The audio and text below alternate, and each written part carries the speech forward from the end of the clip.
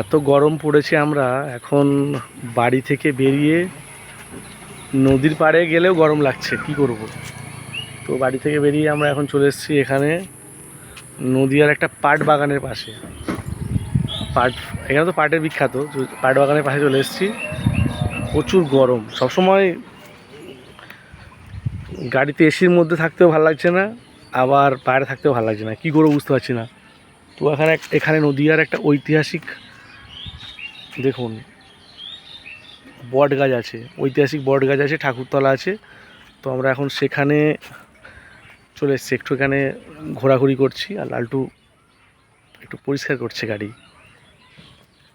তো আমরা এখানে এখন ঘুরছি, কি করব, প্রচুর প্রচুর গরম, চারিদিকে প্রচুর গরম। তো যার জন্য আমরা এখানে এখন ঘুরছি ঘুরছি মানে নদীর পাড়ে গেছিলাম, সেখানেও গরম, যেখানে যাচ্ছি সেখানে গরম। তো আমরা এখানে একটা অ্যাকোয়া স্মুথ কোম্পানি, যে কোম্পানি আমি বিজ্ঞাপন করি, সেই কোম্পানির বিজ্ঞাপনের অফিসে গেছিলাম, আবার একটু পরে যাব। তো সেখানে এত গরম হচ্ছে, এসি চলছিল, কি বলুন তো, সবসময় এসির মধ্যে থাকতে ভালো লাগে না, একটু প্রাকৃতিক ব্যাপারটা একটা অন্য ব্যাপার। আবার যাবো এক্ষুনি 15 মিনিট পরে, ওখানে গিয়ে আবার একটা মিটিং আছে। আর জেলা সাংবাদিকদের সঙ্গে মোটামুটি একটা প্রাথমিক মিটিং হয়ে গেছে, আবারও একটা মিটিং আছে, তো সেগুলো কমপ্লিট করব।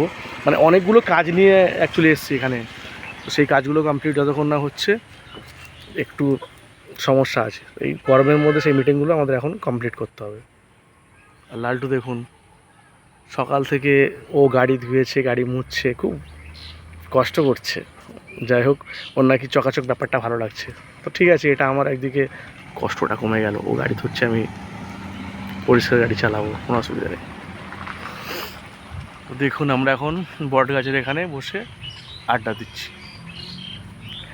যাই হোক, সব মিলিয়ে এই যেহেতু এটা জ্যৈষ্ঠ মাস, তো লালটু এটা না আষাঢ়, যাক বাংলা তো আমরা বুঝি না, বাংলার কি মাস চলছে। তো এই সময় একটু জামাই ষষ্ঠীর সময় তো গরম থাকবে, এটা স্বাভাবিক ব্যাপার, এটা নিয়ে বলার কিছু নেই, গরম থাকবে। শীতের সময় শীত না পড়লে, বর্ষার সময় বর্ষা না হলে, গরমের সময় গরম না হলে, তাহলে বুঝো কীভাবে যে এখানে সব ঠিকঠাক ঋতুচক্রগুলো চলছে। গরম পড়ুক, অসুবিধা নেই আমাদের, আর গরমের মধ্যেই মজা নিতে হবে, ঘুরতে হবে, অসুবিধা নেই। গরম আরও পড়ুক, আরও আমরা ঘুরবো। আর এর পরবর্তী জেলা আমাদের আছে মালদা, কিছুদিন পরে আমরা মালদাতে যাব।